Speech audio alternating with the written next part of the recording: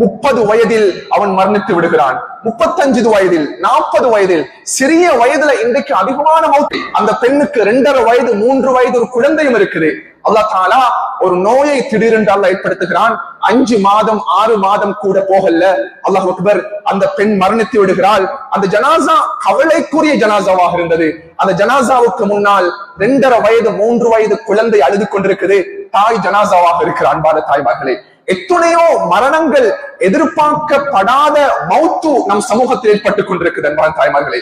39 வயது ஒரு பெண்மணி, 3 குழந்தைகள் 4 குழந்தைகள் இருக்குது. எல்லா குழந்தைகளும் மதரசாவில் ஓதி கொண்டிருக்கிறார்கள். வீட்டில் ஒரு 5 வயது 6 வயது குழந்தை இருக்குது. தஹஜ்ஜுடைய நேரத்துக்கு அந்த பெண் எழும்புறாங்க. குர்ஆன மனனம் செஞ்ச ஒரு பெண்மணி தஹஜ்ஜுத் தொழுகிறார்கள், துஆ செய்கிறார்கள். ரைஹான்ல முன்னால குர்ஆன வச்சு ஓதி கொண்டிருக்கிறாங்க. திடீரென்று அவர்களுக்கு ஒரு தேவை ஏற்படுகிறது. அவங்க வுது செஞ்சுட்டு வாஷ்ரூமுக்கு போயிட்டு வரக்கூடிய சந்தர்ப்பத்துல அந்த தஹஜ்ஜுடைய நேரம் கீழே விழுறாங்க. அந்த இடத்துல அந்த பெண்ணுடைய ரூஹு பெரியது அன்பான தாய்மார்களே. அண்மையில் நடந்த நிகழ்வுகள், சிறிய சிறிய வயதில் இன்று மரணங்களை தழுவிக் கொண்டிருக்கிறார்கள். வரஹ்மத்துல்லாஹி வபரகாத்துஹு. பிஸ்மில்லாஹிர் ரஹ்மானிர் ரஹீம். அல்ஹம்துலில்லாஹ் அல்ஹம்துலில்லாஹி அல்லதி வஅத ஃபவஃபா வஅவஅத ஃபவஃபா والصلاة والسلام على مسود الخلفاء وعلى آله وصحبه أهل الكرم والوفاء. أما بعد، فقد قال الله تعالى في القرآن الكريم بعد أعوذ بالله من الشيطان الرجيم بسم الله الرحمن الرحيم والعصر إن الإنسان لفي خسر إلا الذين آمنوا وعملوا الصالحات وتواصوا بالحق وتواصوا بالصبر. صدق الله العلي العظيم.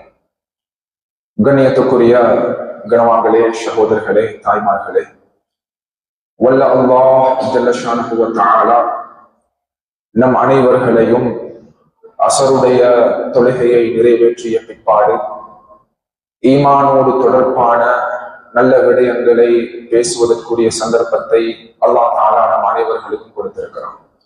எனவே அல்லாஹ் இந்த விடயங்களை நம்முடைய வாழ்வில் எடுத்து நடக்கக்கூடிய சந்தர்ப்பத்தை அல்லாஹ் கபூல் செய்தல்வானாக. அன்பார்ந்த தாய்மார்களே, சகோதரிகளே, அல்லாஹ் தஆலா மனிதர்களுடைய முழு வாழ்க்கையையும் 3 கட்டங்களாக, 3 பகுதிகளாக அல்லாஹ் வகைப்படுத்தி பாகுபடுத்தி இவ்வுலகத்தில் அமைத்து வைத்திருக்கிறான். அதில் முதலாவது பகுதி, அன்பார்ந்த தாய்மார்களே, சகோதரிகளே, அது ஹயாத்து துனியா, ஒரு மனிதனுடைய உலகத்தினுடைய வாழ்க்கை. அது ஆணாக இருக்கலாம், பெண்ணாக இருக்கலாம். ஒவ்வொரு பிறந்த மனிதனும் இவ்வுலகத்தினுடைய வாழ்க்கையை அவன் முன்னோக்கி ஆக வேண்டும். குர்ஆன் பல இடங்களில் நம்மவர்களுக்கு உலக வாழ்க்கையை பற்றி, அதனுடைய அற்பத்தனத்தை பற்றி நம்மவர்களுக்கு வர்ணித்துக் கொண்டிருக்கிறது. வலம் யுரித் இல்லல் ஹயாத்தத் துன்யா மதாஉல் ஹயாத்தித் துன்யா என்றெல்லாம் குர்ஆன்ல அல்லாஹ் தஆலா உலக வாழ்வினுடைய அற்பத்தனத்தை பற்றி நம்மவர்களுக்கு வர்ணித்துக் கொண்டிருக்கிறான். அன்பார்ந்த தாய்மார்களே, சகோதரர்களே, இரண்டாவது மனிதனுடைய வாழ்க்கையின் இரண்டாவது பகுதி, அது ஹயாத்துல் ஆஹிரா, ஒரு மனிதனுடைய ஆகிரத்தினுடைய வாழ்க்கை. ஒரு மனிதனுடைய மரணத்துக்கு பின்னால், கியாமத்துடைய நாளைக்கு பின்னால் அவன் சந்திக்கக்கூடிய சுவர்க்க நரகத்தினுடைய வாழ்க்கை. இது ஒவ்வொரு முஸ்லிமான ஆண் பெண்ணுடைய மகாபரிய நம்பிக்கையோடு தொடர்பான பகுதி. அன்பான தாய்மார்களே, ஒரு மனிதன் முஸ்லிம் என்ற பெயரில் வாழ்ந்து கொண்டிருக்கிறான். ஆனால் ஆகிரத்தினுடைய அந்த நம்பிக்கை அவனுக்கு இல்லாவிட்டால், ஆகிரத்தினுடைய அந்த பிலீவ் அவனுடைய கல்வில இல்லாவிட்டால், அவன் ஒரு முஸ்லிமான முஃமினான ஒரு ஆணாக பெண்ணாக கருதப்பட மாட்டாது. அது நாங்க சிறு வயதுல இருந்தே பள்ளிக்கூடத்துல குழந்தைகளுக்கு படித்து கொடுக்கக்கூடிய ஈமானோடு தொடர்பான பகுதி. ஆமன்து பில்லாஹி வ மலாயிகத்திஹி வ குதுபிஹி ورسله واليوم الآخر والقدر خيره وشره من الله تعالى. ஒரு மனிதன் 6 விடயங்களை கொண்டு நம்பிக்கையோடு இந்த உலகத்தில் வாழ வேண்டும். கண்ணியமார்களே, தாய்மார்களே, அதில் ஆக இம்பார்ட்டன்டான ஆக முக்கியமான பகுதி தான் ஆகிரத்தினுடைய மீதுள்ள நம்பிக்கையோடு ஆகிரத்தினுடைய சிந்தனையோடு இந்த உலகத்தில் ஒரு ஆணும் பெண்ணும் வாழ வேண்டும். கண்ணியமான தாய்மார்களே, சகோதரர்களே, எனவே ஒரு மனிதனுடைய வாழ்க்கையினுடைய 3வது ஒரு கட்டம் இருக்குது. நான் இதனை தெளிவுபடுத்துவதற்காக வேண்டி இதை வகைப்படுத்தி நான் அது ஒழுங்கு இல்லாமல் தெளிவுபடுத்திக் கொண்டிருக்கிறேன். அன்பான தாய்மார்களே, முதலாவது ஹயாத்து துன்யா உலகத்தினுடைய வாழ்க்கை, 2வது ஆகிரத்தினுடைய நம்பிக்கை, 3வது ஒரு பகுதி இருக்குது. அன்பான தாய்மார்களே, சகோதரர்களே, ஒரு மனிதனுடைய உலகத்தினுடைய வாழ்க்கையும் கிடையாது, ஆகிரத்தினுடைய வாழ்க்கையும் கிடையாது, 2க்கும் மத்தியில் இருக்கக்கூடிய வாழ்க்கை பகுதி. இதற்கு ஹயாத்துல் பர்ஸஹ் என்பதாக அது அழைக்கப்படுகிறது. அல்லாஹ் தஆலா குர்ஆன்ல வமின் வராஇஹிம் பர்ஸஹுன் இலா யௌமி யுபஅஸூன், எப்பொழுது ஒரு மனிதனுடைய உடம்பில் இருக்கக்கூடிய ரூஹ் கைப்பற்றப்படுகிறதோ, எப்பொழுது ஒரு ஆண் பெண்ணுடைய அவர்களுடைய மரணத்தை அவர்கள் சந்திக்கிறார்களோ, அன்பான தாய்மார்களே, சகோதரர்களே, அவர்கள் அடுத்த கட்டமாக பர்ஸஹினுடைய வாழ்க்கையின் பக்கம் அவர்கள் முன்னோக்க ஆரம்பிக்கிறார்கள். பர்ஸஹ் என்ற அந்த வாழ்வியல் பகுதிக்குள்ளால் அவர்கள் நுழைய ஆரம்பிக்கிறார்கள். அன்பான தாய்மார்களே, பர்ஸஹினுடைய வாழ்க்கை என்பது அது ஆகிரத்துடைய வாழ்க்கையும் கிடையாது, அது உலகத்தினுடைய வாழ்க்கையும் கிடையாது. ஒரு மனிதனுடைய உடல்ல இருக்கக்கூடிய ரூஹு கைப்பற்றப்பட்டு அவர்கள் மரணித்து விட்டால் அந்த ஆண் பெண்ணுடைய பர்ஸஹுடைய வாழ்க்கை ஆரம்பமாகிவிடும். நாம் எங்களுடைய பாஷையில் சொல்ல வேண்டும் என்றால் அது கபருடைய வாழ்க்கையாக இருக்கும். அன்பான தாய்மார்களே, ஒரு மனிதன் அவனுடைய உடம்பு அது சின்ன பின்னமாக ஆக்கப்பட்டு துண்டு துண்டாக ஆக்கப்பட்டாலும் அவனுக்கு பர்ஸஹுடைய வாழ்க்கை இருக்கிறது. ஒரு மனிதன் ஒரு பிரயாணம் செய்கிறான், கடல் பிரயாணம், அவனுடைய உடல் கடலில் மூழ்கடிக்கப்பட்டு விட்டது, உடம்பில் எந்த பகுதியும் கிடைக்காவிட்டாலும் அவனுக்கும் பர்ஸஹுடைய வாழ்க்கை இருக்குது. கபர்ல அடக்கப்படணும் என்ற எந்த தேவைப்பாடும் கிடையாது. எனவே அன்பான தாய்மார்களே, சகோதரர்களே, அல்லாஹ் தஆலா மனிதர்களுடைய வாழ்க்கையை 3 பகுதிகளாக நம்மவர்களுக்கு வகைப்படுத்தியிருக்கிறான். குர்ஆன் ஹதீஸ் நம்மவர்களுக்கு தெளிவுபடுத்திக் கொண்டிருக்கிறது. உலகத்தினுடைய வாழ்க்கை, கபரினுடைய வாழ்க்கை, ஆகிரத்துடைய வாழ்க்கை. அன்பான தாய்மார்களே, சகோதரர்களே, இந்த 3 வாழ்க்கை பகுதியிலையும் நாம் நம்முடைய உள்ளத்தில் ஆழமாக பதிய வைத்துக் கொள்ள வேண்டும். நாம் உலகத்தினுடைய வாழ்க்கையை வாழ்ந்து கொண்டிருக்கிறோம். அல்லாஹ் அக்பர். சிலர்களுக்கு 50 வயது, சிலர்களுக்கு 25 வயது, சிலர்கள் 40 வயதை கடந்திருக்கிறார்கள், 70 வயதை கடந்திருக்கிறார்கள், 15 வயதை கடந்திருக்கிறார்கள். உலகத்தினுடைய வாழ்க்கை நாம் கடந்து போய் கொண்டிருக்கிறோம். அன்பான தாய்மார்களே, சகோதரர்களே, நாம் இந்த உலகத்தினுடைய வாழ்க்கையை ஆகிரத்தினுடைய வாழ்க்கையோடு, சுவர்க்கம் நரகத்தை அல்லாஹ் தயார் செய்திருக்கக்கூடிய அந்த வாழ்க்கையோடு நாம் ஒப்பிட்டு பார்க்கக்கூடிய தருணத்தில் அல்லாஹ் அக்பர், இந்த உலகத்தினுடைய வாழ்க்கை ஆக ஷார்ட்டான குறுகிய கால வாழ்க்கை அல்லாஹ் கொடுத்திருக்கிறான். அன்பான தாய்மார்களே, சகோதரர்களே, குறுகிய கால வாழ்க்கை அல்லாஹ் கொடுத்திருக்கிறான். முடிவே இல்லாத நிரந்தரமான வாழ்க்கை தான் ஆகிரத்துடைய வாழ்க்கை. அதே போல் ஒரு மனிதனுடைய கபருடைய வாழ்க்கையோடு உலகத்தினுடைய வாழ்க்கை ஒப்பிட்டு பார்த்தால் கபருடைய வாழ்க்கையும் அன்பான தாய்மார்களே நீண்ட கால வாழ்க்கையாக அல்லாஹ் கபருடைய வாழ்க்கையை அல்லாஹ் தயார்படுத்தி வைத்திருக்கிறான். அல்லாஹ் அக்பர். ஸல்லல்லாஹு அலைஹி வஸல்லம் அவர்கள் சஹாபாக்கள் 1400 500 வருடங்களாக கபருடைய வாழ்க்கை அனுபவித்துக் கொண்டிருக்கிறார்கள். அன்பான தாய்மார்களே, ஆனால் உலகத்தினுடைய வாழ்க்கை என்பது அல்லாஹ் தஆலா சுருக்கமான ஆக குறுகிய கால வாழ்க்கையாக நம்மவர்களுக்கு அல்லாஹ் தஆலா கொடுத்திருக்கிறான். உண்மையிலே நம்மில் அதிகமானவர்கள், அது ஆண்களாக இருக்கலாம், பெண்களாக இருக்கலாம், வாலிபர்களாக இருக்கலாம், வாலிப பெண்களாக இருக்கலாம், இன்று வளர்ந்து வரக்கூடிய சமுதாயமாக இருக்கலாம், நாம் உலகத்தினுடைய வாழ்க்கை தான் எங்களுடைய வாழ்க்கை என்ற சிந்தனையில் நாம் வாழ்ந்து கொண்டிருக்கிறோம். அன்பான தாய்மார்களே, ஸல்லல்லாஹு அலைஹி வஸல்லம் அவர்கள் ஒரு அழகான ஹதீஸை நம்மவர்களுக்கு தெளிவுபடுத்தியிருக்கிறார்கள். ஸல்லல்லாஹு அலைஹி வஸல்லமுடைய இந்த ஹதீஸ் அவ்வளவு தெளிவான ஹதீஸாக இருக்கிறது. எந்த நபியும் தன்னுடைய உம்மத்தாளர்களுக்கு இவ்வாறான தெளிவான ஒரு செய்தியை முன்வைத்தது கிடையாது. அன்பான தாய்மார்களே, அது தான் என்னுடைய உம்மத்து, ரசூலுல்லாஹுடைய உம்மத்து இருக்குது. சுருக்கமான காலமாக அல்லாஹ் கொடுத்திருக்கிறான். நபி நூஹுடைய உம்மத் 1000 வருடங்களுக்கு மேல் வாழ்ந்திருக்கிறார்கள். ஒவ்வொரு நபியுடைய உம்மத்தாளர்களும் நபிமார்களும் நூற்றுக்கணக்கான வருடங்கள் உலகத்தில் வாழ்ந்திருக்கிறார்கள். அன்பான தாய்மார்களே, சகோதரர்களே, ஆனால் ஸல்லல்லாஹு அலைஹி வஸல்லம் அவர்களுடைய உம்மத்தாகி நம்மவர்களுக்கு நபியவர்கள் கூறினார்கள், மா பைன 60 வ 70, 60க்கும் 70க்கும் இடைப்பட்ட வாழ்க்கை கால பகுதியை தான் அல்லாஹ் தஆலா ரசூலுல்லாஹுடைய உம்மத்துக்கு அல்லாஹ் கொடுத்திருக்கிறான். அன்பான தாய்மார்களே, 60 வயதை கடந்து செல்லக்கூடியவர்கள் என்னுடைய உம்மத்தில் மிகவும் குறைவாக இருப்பார்கள். 70 வயதை கடந்து செல்லக்கூடியவர்கள் என்னுடைய உம்மத்தில் மிகவும் குறைவாக இருப்பார்கள். இது அன்பு நபியுடைய தெளிவான ஹதீஸாக இருந்து கொண்டிருக்குது. எனவே ஸல்லல்லாஹு அலைஹி வஸல்லம் அவர்கள் தன்னுடைய உம்மத்தாளர்களுடைய ஆயுட்காலம் இவ்வளவு தான் அல்லாஹ் ஏற்படுத்தி வைத்திருக்கிறான். குறுகிய காலம் தான் ரசூலுல்லாஹுடைய உம்மத் இந்த உலகத்தில் வாழப் போகிறார்கள். அன்பான தாய்மார்களே, சகோதரர்களே, உண்மையில் இந்த ஹதீஸினுடைய யதார்த்தத்தை, இந்த ஹதீஸினுடைய உண்மை தன்மையை, இந்த ஹதீஸினுடைய ரியாலிட்டியை இன்றைக்கு என்னோட கண்களால் இந்த சமூகத்தில் மிகவும் அடிக்கடி பார்க்க முடியுமாக இருக்குது. 30 வயதில் அவன் மரணித்து விடுகிறான். 35 வயதில், 40 வயதில், சிறிய வயதுல இன்றைக்கு அதிகமான மௌத். அந்த பெண்ணுக்கு 2.5 வயது, 3 வயது ஒரு குழந்தையும் இருக்குது. அல்லாஹ் தஆலா ஒரு நோயை திடீரென்று அல்லாஹ் ஏற்படுத்துகிறான். 5 மாதம் 6 மாதம் கூட போகல, அல்லாஹ் அக்பர், அந்த பெண் மரணித்து விடுகிறாள். அந்த ஜனாசா கவலைக்குரிய ஜனாசாவாக இருந்தது. அந்த ஜனாசாவுக்கு முன்னால் 2.5 வயது 3 வயது குழந்தை அழுது கொண்டிருக்குது. தாய் ஜனாசாவாக இருக்கிற அன்பான தாய்மார்களே, எத்தனையோ மரணங்கள், எதிர்பார்க்கப்படாத மௌத்து நம் சமூகத்தில் ஏற்பட்டுக் கொண்டிருக்கிறது. அன்பான தாய்மார்களே, 39 வயது ஒரு பெண்மணி, 3 குழந்தைகள் 4 குழந்தைகள் இருக்குது. எல்லா குழந்தைகளும் மதரசாவில் ஓதி கொண்டிருக்கிறார்கள். வீட்டில் ஒரு 5 வயது 6 வயது குழந்தை இருக்குது. தஹஜ்ஜுடைய நேரத்துக்கு அந்த பெண் எழும்புறாங்க. குர்ஆன மனனம் செஞ்ச ஒரு பெண்மணி தஹஜ்ஜுத் தொழுகிறார்கள், துஆ செய்கிறார்கள், ரைஹான்ல முன்னால குர்ஆனை வச்சு ஓதி கொண்டிருக்கிறாங்க. திடீரென்று அவர்களுக்கு ஒரு தேவை ஏற்படுகிறது. அவங்க வுது செஞ்சுட்டு வாஷ்ரூமுக்கு போயிட்டு வரக்கூடிய சந்தர்ப்பத்துல அந்த தஹஜ்ஜுடைய நேரம் கீழே விழுறாங்க.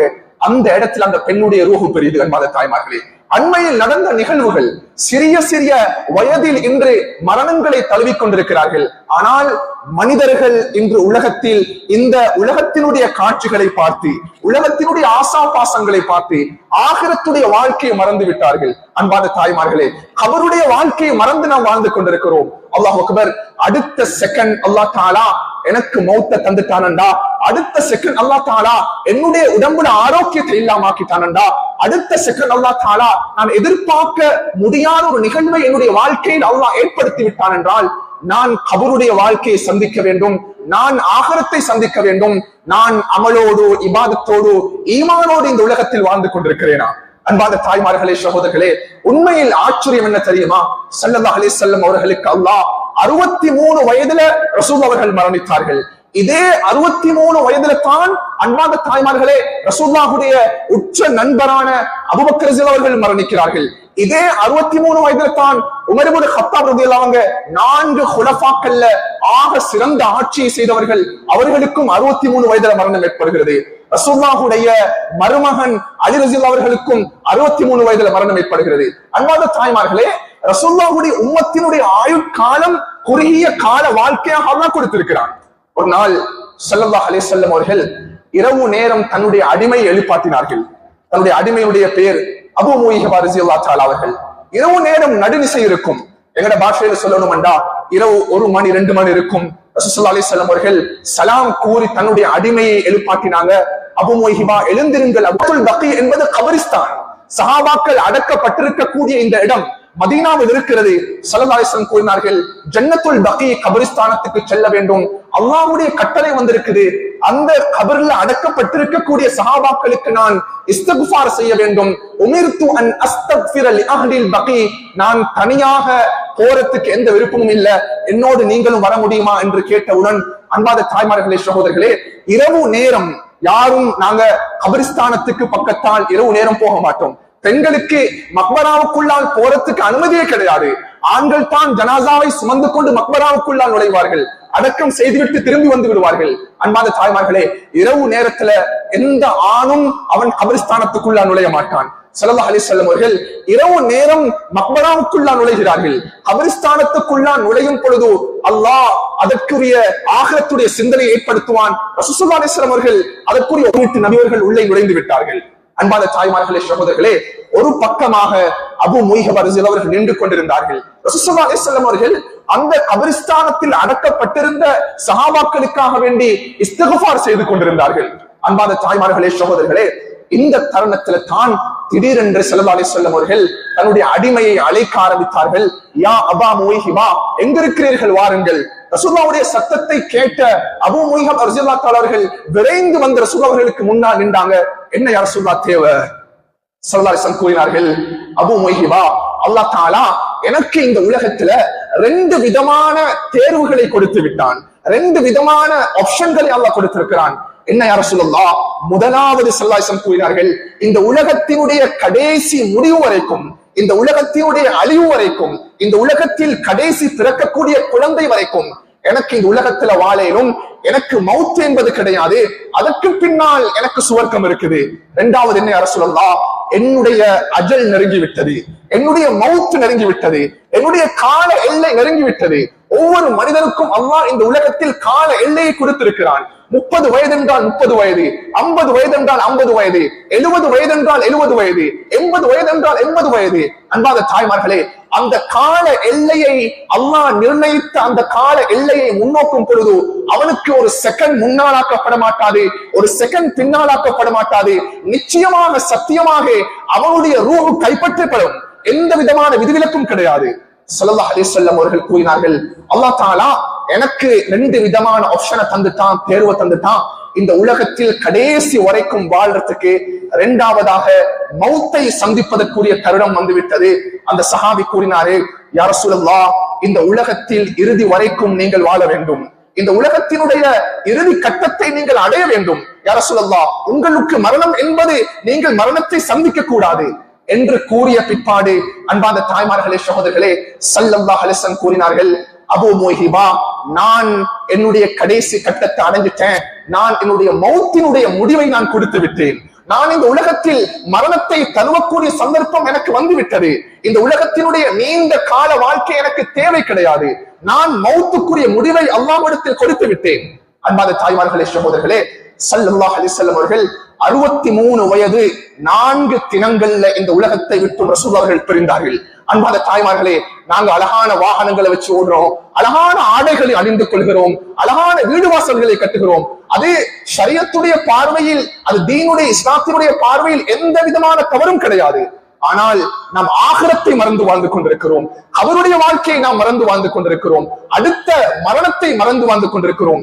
அன்பான தாய்மார்களே, சகோதரர்களே, சஹாபாக்கள், சஹாபா பெண்மணிமார்கள் அவர்கள் எப்பொழுதும் ஈமானுடைய சிந்தனையோடு வாழ்ந்திருக்கிறார்கள், ஆகிரத்துடைய சிந்தனையோடு வாழ்ந்திருக்கிறார்கள்.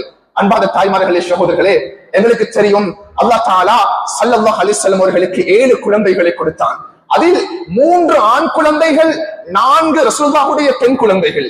இந்த 7 குழந்தைகளையும் அன்பான தாய்மார்களே, ரசூலுல்லாஹுடைய மௌத்துக்கு முன்னால அதில் 6 பிள்ளைகளும் மரணித்து விட்டார்கள். ரசூலுல்லாஹுடைய கண்ணுக்கு முன்னாலே மௌத்தா போனாங்க.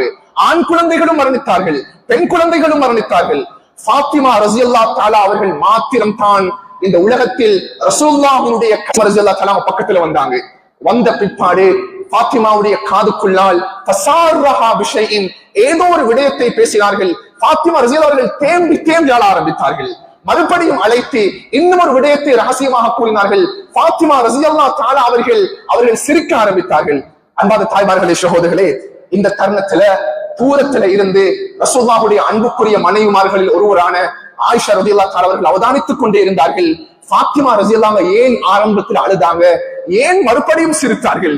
அன்பான தாய்மார்களே, சகோதரர்களே, ஆயிஷா ரலியல்லாஹு தஆலா அவங்க ஃபாத்திமாவை கூப்பிட்டு கேட்டாங்க, ஃபாத்திமா, ரசூலுல்லாஹ் அவர்களை உங்களை அழைத்து ஆரம்பத்தில் ஒரு விடயத்தை கூறிய பொழுது நீங்கள் தேம்பி தேம்பி அழுதீர்கள், 2வது சிரித்தீர்கள், என்ன காரணம் ஃபாத்திமா என்று கேட்டவுடன் ஃபாத்திமா ரலியல்லாஹு சொன்னாங்க, ஆயிஷா ஸல்லல்லாஹு அலைஹி வஸல்லம் அவர்கள் என்னுடைய காதுக்குள்ளால் கூறினார்கள், முதல் விடயம், என்னுடைய அன்பு மகளே, நான் என்னுடைய வாழ்க்கையின் கடைசி தருணத்தை அடைந்து விட்டேன், நான் என்னுடைய வாழ்வின் கடைசி கட்டத்தை நான் அடைந்து விட்டேன், என்னுடைய ரூஹ் கைப்பற்ற. ஃபாத்திமா ரலியல்லாஹு சொன்னாங்க, அதை நினைச்சு நான் அழ ஆரம்பிச்சேன். அல்லாஹ் அக்பர். ஆயிஷா ரலியல்லாஹு அவர்கள் கேட்டார்கள், சரி, ஏன் நீங்கள் மறுபடியும் சிரித்தீர்கள்? அழுதது ரசூலுல்லாஹுடைய மரணத்தை நினைத்து. ஏன்? ஃபாத்திமா ரலியல்லாஹு அவர்களை பார்த்து கேட்டார்கள், நீங்கள் ஏன் சிரித்தீர்கள்? அன்பான தாய்மார்களே, ஃபாத்திமா ரலியல்லாஹு சொன்னாங்க, என்னுடைய தந்தை என்னை பார்த்து கூறினார், பாத்திமா, என்னுடைய மௌத்துக்கு பின்னால நான் மரணித்து விட்டால், நான் கபரில் அடக்கப்பட்டு விட்டால், என்னுடைய மரணத்துக்கு பின்னால் முதலாவதாக என்னுடைய குடும்பத்தில் என்னை சந்திக்கக்கூடிய பெண் நீதான். அதாவது என்னுடைய குடும்பத்தில் முதலாவதாக மௌத்து உனக்குத்தான் வரும், மரணம் உனக்குத்தான் வரும். பாத்திமா ரலியல்லாஹு சொன்னாங்க, என்னுடைய மௌத்தை நினைத்து நான் சந்தோஷம் அடைந்தேன், என்னுடைய மரணத்தை நினைத்து நான் சிரித்தேன், என்னுடைய மரணத்தை நினைத்து நான் மகிழ்ச்சி அடைந்தேன். அன்பான தாய்மார்களே, சகோதரர்களே, சஹாபாக்களே, சகோதரர்களே, சுப்ஹானல்லாஹ், உலகத்தில் அவர்கள் ஆகிரத்துடைய சிந்தனையோடு வாழ்ந்திருக்கிறாங்க, உலகத்தில் அவர்கள் தீனுடைய சிந்தனையோடு வாழ்ந்திருக்கிறார்கள். எனக்கு மௌத்து வந்தா நான் கபரை சந்திக்க வேண்டும், நான் ஆகிரத்துக்கும் பொழுது 18 வயதில் அவர்கள் விதவையாக மாறுகிறார்கள். அன்பாத தாய்மார்களே, ரசூலுல்லாஹ் அவர்கள் யாரை திருமணம் முடிக்கிறாங்களோ அந்த பெண்ணை முடிப்பதை இஸ்லாம், மறுமணம் முடிப்பதை இஸ்லாம் ஹராமாக்கி இருக்குது. ஆயிஷாவுடைய கடைசி வாழ்க்கை வரைக்கும் அவர்கள் ரசூலுல்லாஹ் அவர்கள் தான் கணவன். ரசூலுல்லாஹ்வுடைய மரணத்தோடு அவர்களுக்கு நான் என்னுடைய அமல் இபாதத் சீராக இருக்குதா? உண்மையிலே எத்துணை வீட்டுல பெண்கள் இருக்கிறாங்க, பெண்களுக்கு தொழுகை கிடையாது, பெண்கள் வீட்டுடைய சூழல் இருக்கிறாங்க, அவர்களுக்கு குர்ஆன் கிடையாது, திக்ர் கிடையாது, 5 நேரம் வீடுகளுக்கு கொடுப்பது கட்டாயம் தான். அன்பான தாய்மார்களே, கல்வி அதிகரிக்க அதிகரிக்க பெண்களுக்கு, ஆண்களுக்கு, வாலிபர்களுக்கு, யுவதிகளுக்கு, பெண்களுக்கு அவர்களுடைய ஒழுக்கம் சீராக வேண்டும். அல்லாஹ் அக்பர். எத்தனையோ பெண்கள் நம் சமுதாயத்தில் இன்று சீரழிந்த மனைவிமார்களும் இந்த உலகத்தில் பாவத்தோடு வாழ்ந்தார்கள். அல்லாஹ் தஆலா குர்ஆன்ல தெளிவுபடுத்தினான். அல்லாஹ் தஆலா அந்த 2 நபிமார்களுடைய மனைவிமார்களை நரகத்துக்குரிய பெண்களாக அல்லாஹ் மாற்றினான். கண்ணியமார்களே, குர்ஆன் பேசுகிறது, வகீலதுகுலன் நார மஅத்தாஹிலின், நரகத்துக்கு தகுதியான பெண்களாக நீங்கள் மாறுங்கள். குர்ஆன்ல அல்லாஹ் சொல்றாங்க, ஆசியா அலைஹிஸ்ஸலாத்து வஸ்ஸலாம், அந்த பெண் ஒரு காஃபிரான முஷ்ரிக்கான உலகத்தில் மிக பெரும் மோசமான ஆட்சியை செய்த ஒரு கொடூரமான ஒரு மனிதனுடைய மனைவி ஆசியா நாயகி. அந்த ஃபிரௌனுக்கு ஜன்னா, எனக்கு சுவனத்தில் ஒரு வீட்டை கட்டிரு. 2வது துஆ செஞ்சாங்க, இந்த மோசமான ஃபிரௌனுடைய செயல்பாட்டிலிருந்து என்ன பாதுகாத்துரு. 3வது துஆ செஞ்சாங்க, இந்த ஃபிரௌனுடைய அந்த சுவனத்தை பார்த்த நிலைமையில் உலகத்தில் மரணித்தார்கள். அல்லாஹ் ஃபிரௌனுடைய அந்த அநியாயத்தை விட்டு ஆசியா நாயகி பாதுகாத்தான். தாய்மார்களே, 2வது பெண் குர்ஆன் பேசுது, அது தான் நபி ஈசாவினுடைய தாய் மரியம் அலைஹிஸ்ஸலாத்து வஸ்ஸலாம்.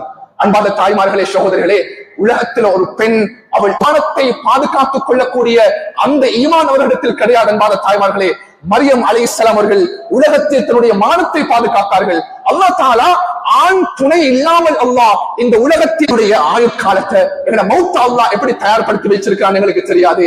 இன்றைக்கு எங்கட கலாச்சாரம் மிகவும் மோசமடைந்து கொண்டிருக்குது.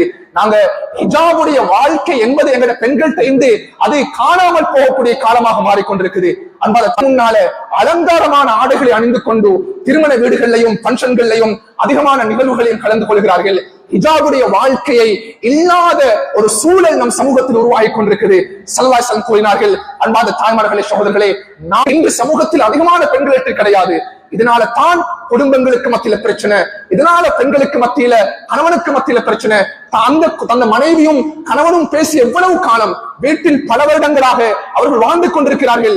ஆனா அவர்கள் கணவன் மனைவியாக சந்தோஷமாக வாழ்வது கிடையாது. அதற்குள்ளாருக்கு நுழைய முடியும் என்பதாக அல்லாஹ் தஆலா இந்த 4 குவாலிட்டி இருக்கக்கூடிய பெண்ணுக்கு அல்லாஹ் சொல்வான் கியாமத்துடைய நாளையில. அன்பாத தாய்மார்களே, சகோதரர்களே, எனவே நாம் நம்முடைய கல்வியில் ஆழமான சில முடிவுகளை எடுத்துக்கொள்ள வேண்டும். அன்பாத தாய்மார்களே, சகோதரர்களே, ஒரு பயங்கரமான ஒரு காலத்தில் இருக்கிறோம்.